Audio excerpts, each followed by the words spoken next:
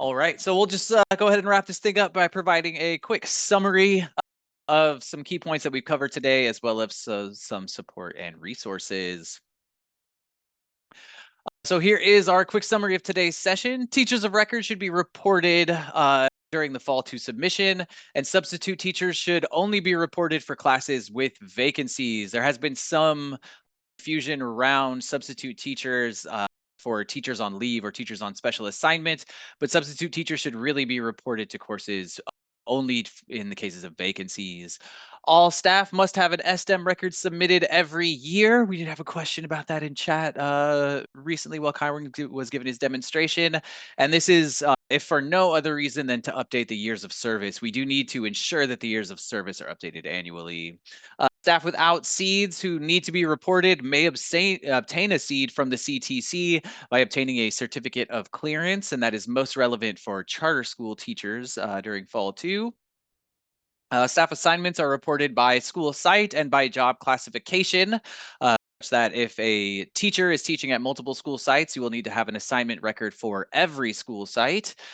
Student course data should be submitted for all students, grade TK through 12 or KN through 12. And those earlier grades are self-contained. Once we get into middle and high school grade levels, they will be departmentalized courses. EL students must be enrolled in at least one course section where the education service code is populated to show that they are receiving English learner services. STS data should only be for CTE completers in fall 2, and PSTS data on students with disabilities is submitted in end of year 4. Finally, students may have more than one post-secondary outcome, and if they are both, for example, attending a educational institution and working, then we would have one PSTS record for each of those post-secondary outcomes. This slide contains kind of a summary of the best way for you to get support. If you need to submit a support request, the CalPADS web form is the fastest way to reach out and talk to the service desk. The web form is located under Help in the CalPADS web portal, and there are service request links in the CalPADS user manual, and you can also submit a service request through the CSIS website.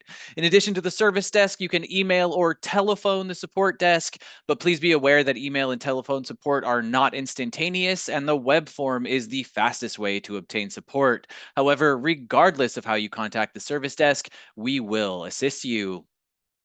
Please be aware that there is a CSIS FICMAT listserv, which allows you to communicate with CalPADS professionals, whether they be other LEAs, the CSIS Client Services team, or members of the CDE. The CSIS listserv is a two-way form of communication, and it adds a lot of value to your support because LEAs using similar local systems can resolve problems related to those systems with direct communication. Also, please be aware that not pictured here is the CDE listserv for CalPADS, and important and timely communications, including flash messages, are provided to LEAs through the CalPADS listserv. The CSIS LMS Bridge, the CSIS YouTube training channel, the CalPADS user manual, and the CDE webpage for CalPADS documentation are all fantastic resources and locations to find support.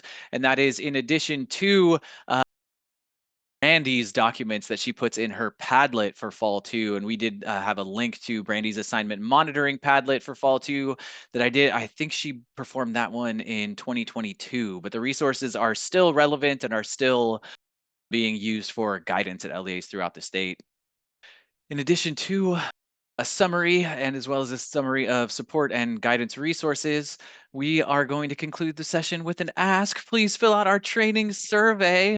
Your responses will help us to improve our courses, and we read your survey responses after each course iteration and try to make improvements to our courses based on your feedback. And we really do appreciate you guys for the feedback that you provide, and it does help us to be the best that we can be in delivering our trainings. So please do complete that survey. I'm going to ask Marshall to put a link to the survey in chat if he has not already. And thank you for attending the session.